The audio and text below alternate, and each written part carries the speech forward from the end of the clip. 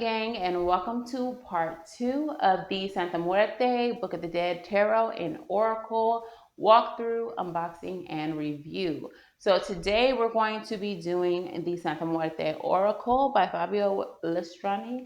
Please make sure that you all like, share, and subscribe if you have not already. If you have not seen part 1, which is the tarot, please go back and watch it. But yeah, let's go ahead and get right on into the oracle. All right. All right, gang, it's Sid, and I'm back with part 2, the Santa Muerte Oracle. As you already know, if you follow me on any of my socials, you may have seen the post where I stated that the original video for this has been corrupted and I was unable to recover it. So this is a second recording of this review and walkthrough. So you won't have my initial reactions, but I will note what my initial reactions were as we go through the video. Very strong disclaimers attached to this deck. I will get into that a little bit later, but let's go ahead and get into the actual walkthrough of the deck. All right, so Santa Muerte Oracle, Book of the Dead. This is a 32 card oracle, and it comes wrapped in plastic. When we open the deck, the first thing we see is the book. Okay, so this is the book with all the definitions for the cards. It has this little tab like most decks do. You can pop out the book. All right, so this is the book, and we can also pop out the cards. So as you will notice, the back of the deck has a picture. Okay, I'll tell you what that picture is in a moment. You might be able to tell already. But let's just start with the cards. Okay, so this is the first card.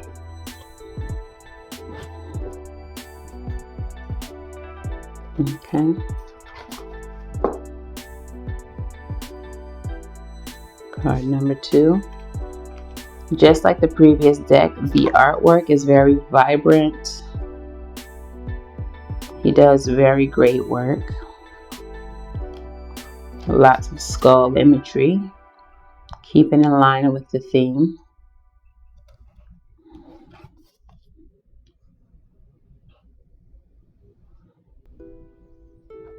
And what I discovered during my first walkthrough of this deck was that this deck felt extremely powerful.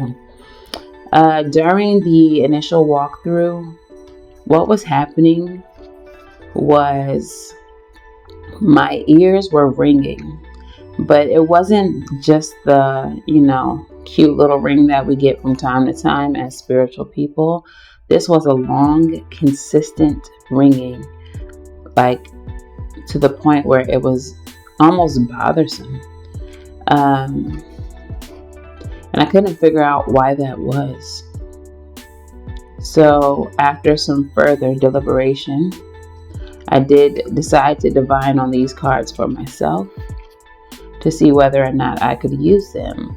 If you notice, the new moon and Cancer messages were only done with the tarot. It's because I was not able to use them at the time.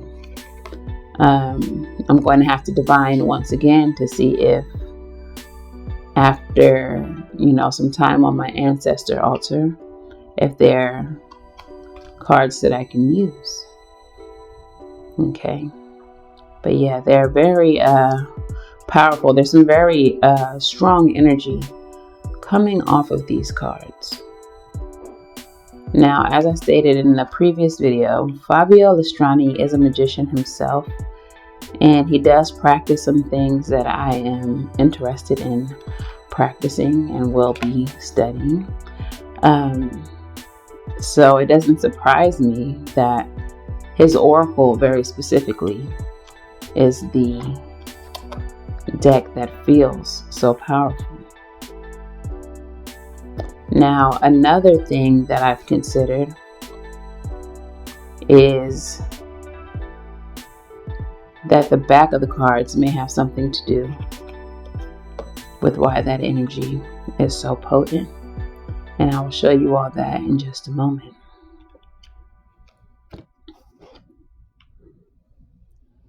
But as you can see, this is a very beautiful deck. Very graphic. Very detailed.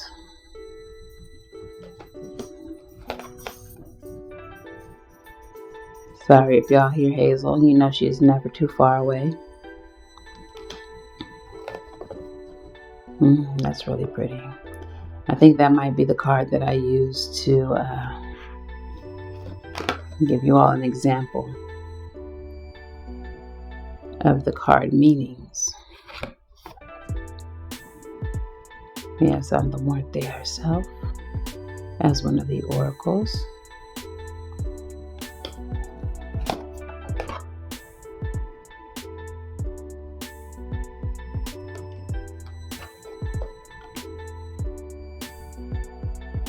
It gives Ezra the Dum Tour vibes, this particular card. Alright.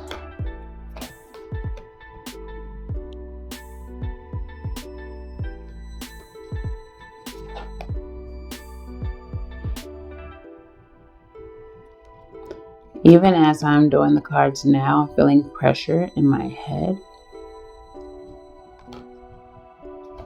The energy is still pretty strong on these cards, but less than it was when I first opened the deck. Now, looking at the back of the cards, if you put all the cards together, it makes a puzzle. And the puzzle is actually a Ouija board. So most of us have heard stories about how, Ouija boards come with very strong energies. And we've heard a lot of horror stories.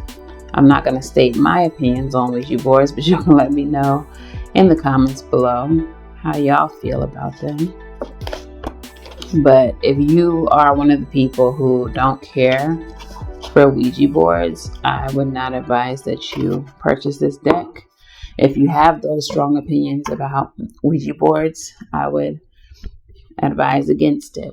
All right, so we're going to look into the book itself. And just like the tarot, the table of contents has pages for 6 languages, covering all markets. And we pulled card number 23.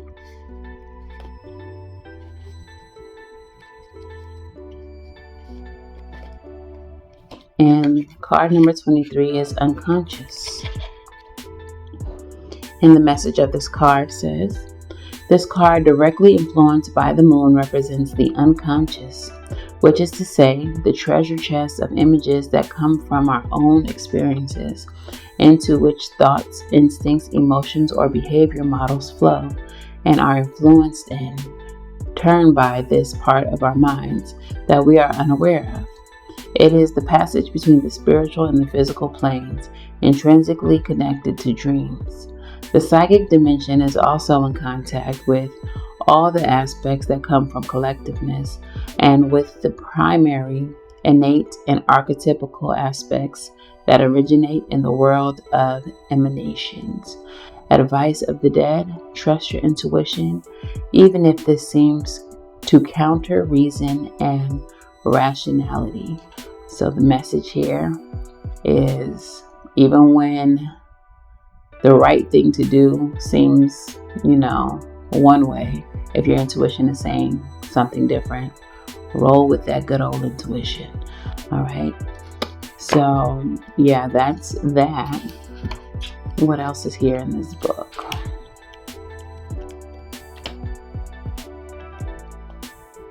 Okay.